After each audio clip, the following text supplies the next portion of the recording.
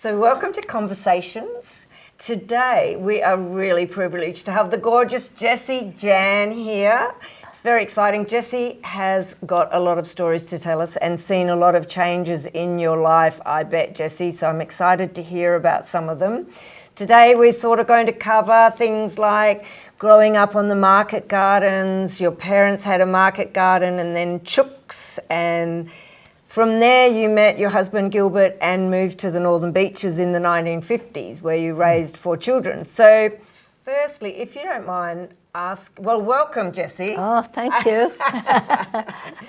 And I thought I'd start with asking how old you are, if you don't mind me asking. I'm 91. You're 91. I actually knew that because Jessie comes to our art classes and you look so healthy that I figure it might be those market garden vegetables that you Probably. had.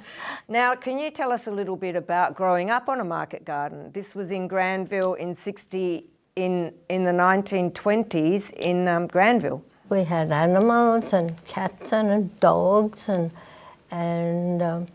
I didn't have to do too much, but the boys probably, I think I might have helped a bit when market day, but I didn't have to do that much. So the boys, tell us how many siblings did you have?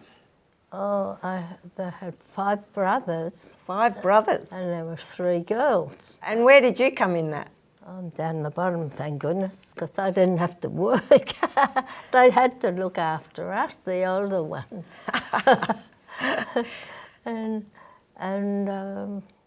Yeah, so it was a good life for me and all of us. Right. We were poor, and so were all the other kids on the street. It wasn't good at that time of the year. What was that? What do you call it when it was? The Depression? Yeah, and so we had a good time just playing cricket. We'd get a bit of board from, chop it like a bat and a handle, and we'd just go in the field. You'd have quite a good team if there's 8 of you, 4 on each side. Yeah. No, well, it's good. The elder one looked after the younger ones. And were you the youngest? Second youngest. Second youngest. A twin. Oh, you were a twin? Yeah, a boy and a girl. What was his name? Gorman. Gorman. And I hear there's a bit of a story about when he was driving a car and you were sitting in the back seat? Yeah, well, it's side by side. Oh. We were driving along and I'm leaning on where the door is, and the catch must have went up, and I just rolled out. My brother's way up there. He didn't know I'd gone out. Oh my gosh. And he got a bigger shock than me. Because lucky I didn't get hurt. Yeah, you don't. Did you just get up and walk back in the car? I don't know whether he back or whatever, but we got in again. Oh goodness. And got going, yeah. That would give you I a shock. didn't lean on the door. Ever again. So tell us a little bit about your parents. How did they meet and how did they come to be on a market garden? My father first worked in a shop and then it wasn't that good, so I don't know how he bought him a piece of ground and started a market garden. And my mum would have helped. It was a hard life for my mother and father with all these children, and yeah, we were very, very happy and looked after well, fed well. They were poor, but we were fed well, so that's the main thing. Yes. Can you tell us what it was like at dinner time? 8 children, how was dinners? Well, my father and the 2 workers he had in the garden, they ate first. We ate on the second lot. Right. So she had a big family to cook for. Yeah. Lucky we had a market garden. Yeah, so the market garden was really busy. Did you have to help with any of the cleaning of the veggies or? I might have done a tiny bit, not much, not real. But later on we had a poultry farm. Oh, how did that happen? The boys grew up and then they met this man who had a poultry farm. So they said, oh, that's better than market garden. So my brother came home. He built all these sheds for the 2,000 chooks or whatever we had. And then I just used to collect the eggs, and the boys had to feed the chooks in the morning early before school. And then because of that, going into chickens, your dad made more money and was able to go back to China. That was a good thing for you, for your It was a good family? thing for the family, and then he didn't have to work 7 days a week on the chicken farm 7 days a week, but it's easier. Ah, that was clever of you, brother. So did you go back to China as a child at all? I think I was 4, something like that, with my mother. She took the little children, the four and Marjorie. She might have been 15 or 14. So we went back to see Grandma because she was dying or not well. I think we didn't get there in time, but anyway, we stayed a while. Stayed a few years, I think, at least 1 year. And I couldn't speak Chinese that much well, I could because Mum taught Chinese. And when we came back, we had to learn English again. Oh, goodness. Oh, dear. So you came back and you became a teenager and started going to dances. Tell us about how you got to the dances and what that was like. Somebody took me there, and then I said, oh, I don't mind going. We had to walk a mile to the station, Regent's Park or Granville's 3 miles, and my father didn't want me to go out because you're out in the wilds where you're going in the bush and all. You had to go in the bush to get to the dances. Yeah, we had to walk a mile to the station, Regent's Park or Granville's 3 miles, and then I met Gilbert, and then Gilbert and he used to come.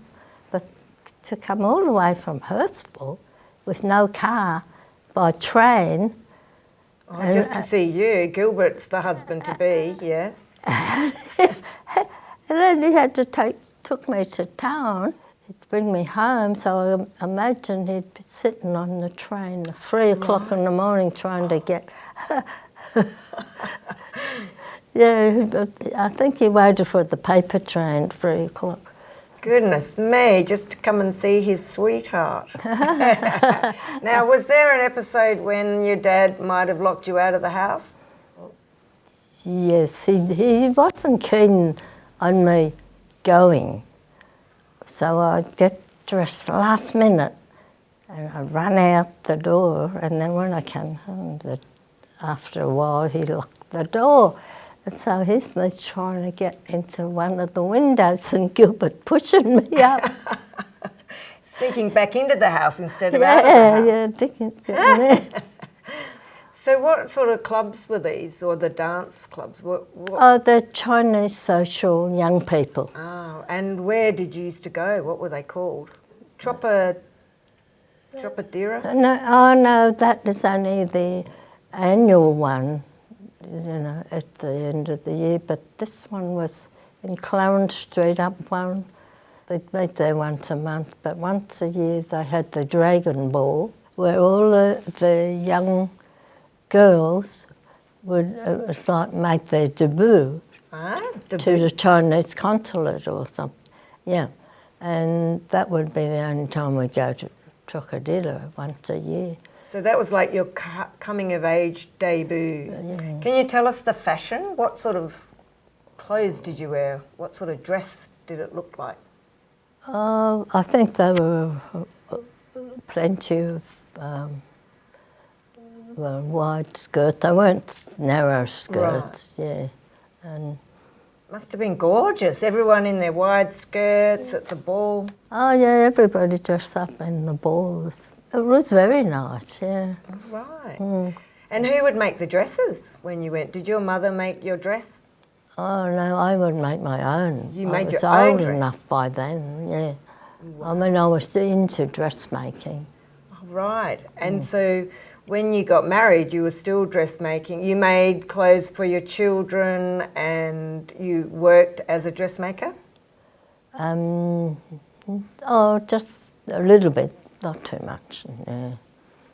Great. Well, let's go on to the life of you as a mum on the Northern Beaches. And Gilbert built a house in the 1950s for you to live in, and that was before you were married, is that right? Yeah, we'd go on the weekend, help carry his bricks up this plank to the floor and little bits like that. But he did the main part.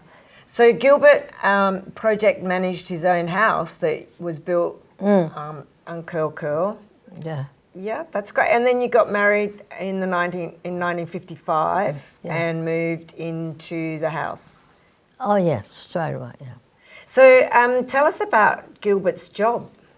What did he Oh, he worked, when we moved into the house, he started doing TVs and fixing people's television. Right. Did you have black and white or colour? Black and white. How did you get to come to the Northern Beaches when Gilbert lived in Hurstville and you lived in Granville? Well, we used to go to the beach every week. He'd go there and he must have had a car by then. So therefore, when we decided to get married, we looked for a block of land near the beach. Best thing to do, very insightful. Yeah, and especially when they're available. Yeah. Yeah. And did you join other activities on the Northern Beaches? No, I was stay-home mum. Stay home mum. So growing up on the Northern Beaches, were you a good swimmer? No, I didn't, not good, but I enjoyed it. How about your kids? Did they swim? Oh yeah, they did a bit, yeah. Did you used to take them to the beaches? Occasionally, yeah. Until they could go themselves. Yeah. What else can you tell us about Curl Curl and your life bringing up your children? Oh, well, it was a happy life because I had all the mod cons, well, enough of them. And gradually, yeah, when we moved in, we probably didn't have curtains and things, but it all got fixed. So you stayed in the one place in Curl Curl and then you moved to Harbord? Yes, then later on, I don't know, I couldn't see it. He said, there's someone building a house there. I couldn't see that because we had a view of Curl Curl that way. Not sure that way because there's a block of land before. And so anyway, he built the other house with a better view right over the water. So it's good, those blocks of land came up at the right time. Yeah. You couldn't buy them now for money or what. they would cost, we couldn't afford them now. Yeah. And now you're in Curl Curl with your first house. Did Gilbert buy some more property? Yeah, he bought the other one. It was a real good property right over the harbour, the Harbord, Right. freshwater. And yeah, so eventually somebody was building some. He said, oh, we'll move over the other place. He bought a few other blocks down below and he subdivided them. No, they didn't have a view, but they were quite near the beach. So he was a bit of a property developer. Yeah, yeah, he could do that. Your daughter told me that at one stage he sold the property, the land next to you, but he actually made sure that the family that bought it had children so that your kids had other children to play with. Happened to come along and he sold it and he had children and they're good friends even today. Fantastic.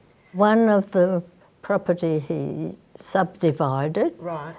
he called Beverley Place after Beverley, the eldest daughter.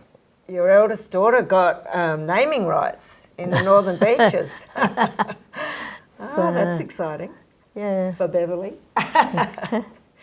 Okay, so now let's finish up with you have been a great artist. How did you get into doing art?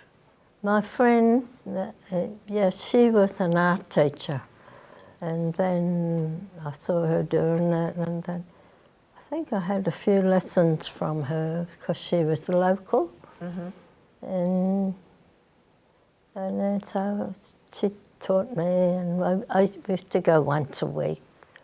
And so it was good fun, yeah. Yeah, you did some great things. I loved some of the, was it chooks or roosters you did, and some birds, and done a few quite large paintings and framed them. Yeah, it's great.